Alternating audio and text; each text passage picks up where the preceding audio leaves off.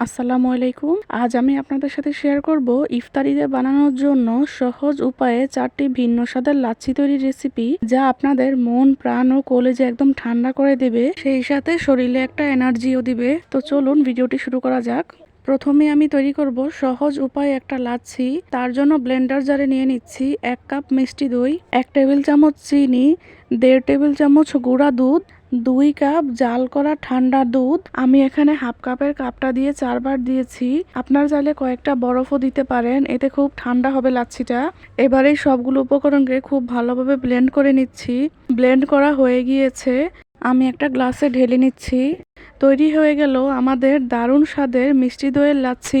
এরপর শেয়ার করব তরমুজের লাচ্ছি। তার জন্য একটা ব্লেন্ডার জারে নিয়ে নিচ্ছি বেশ কিছুটা পরিমাণ তরমুজ কুচি। আমার বাসায় 2টা স্ট্রবেরি ছিল আর 3-4টা মালবেরি ছিল, আমি সেগুলো দিয়ে দিয়েছি।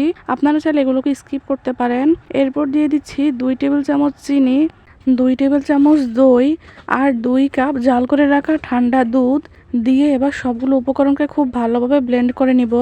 ব্লেন্ড করা হয়ে গিয়েছে, কতটা সুন্দর কালার এসেছে দেখুন, মাশাআল্লাহ। আমি একটা গ্লাসে ঢেলে নিচ্ছি। তৈরি হয়ে গেল আমাদের দারুণ স্বাদের তরমুজের লাচ্ছি। এবার আমি তৈরি করব ড্রাই ফ্রুটস লাচ্ছি। তার জন্য প্রথমেই একটা ব্লেন্ডার জারে নিয়ে নিচ্ছি কয়েকটা কাজু বাদাম। বাসায় একটা কাঠবাদাম ছিল, আমি সেটাও দিয়ে দিয়েছি। কয়েকটা চীনা বাদাম দিয়ে দিচ্ছি। হাফ কাপ দুধের মধ্যে আমি কয়েকটা কিশমিশ আর 4-5টা খেজুর ভিজিয়ে রেখেছিলাম আধা ঘন্টা আগে, সেগুলোও দিয়ে দিচ্ছি। আর দিচ্ছি 1 টেবিল চামচ চিনি, 1.5 টেবিল চামচ মিষ্টি দই, 1.5 কাপ জাল করা ঠান্ডা দুধ। এবারে সবগুলো উপকরণকে খুব ভালোভাবে ব্লেন্ডার করে নিব। ব্লেন্ড করা হয়ে গিয়েছে, এবার আমি একটা গ্লাসে ঢেলে নিচ্ছি। দেখুন কি সুন্দর তৈরি হয়ে গেল আমাদের ড্রাই ফ্রুটস লাচ্ছি। এবার আমি তৈরি করব ব্যানানা চকলেট মিল্ক শেক। তার জন্য আমি প্রথমেই 4টা কলাকে ছোট ছোট করে কেটে নিয়ে ব্লেন্ডার জারে দিয়ে দিয়েছি। এরপর দিয়ে দিয়েছি 2 টেবিল চামচ চিনি, হাফ টেবিল চামচ কোকো পাউডার, 1.5 কাপ জাল করে রাখা ঠান্ডা দুধ।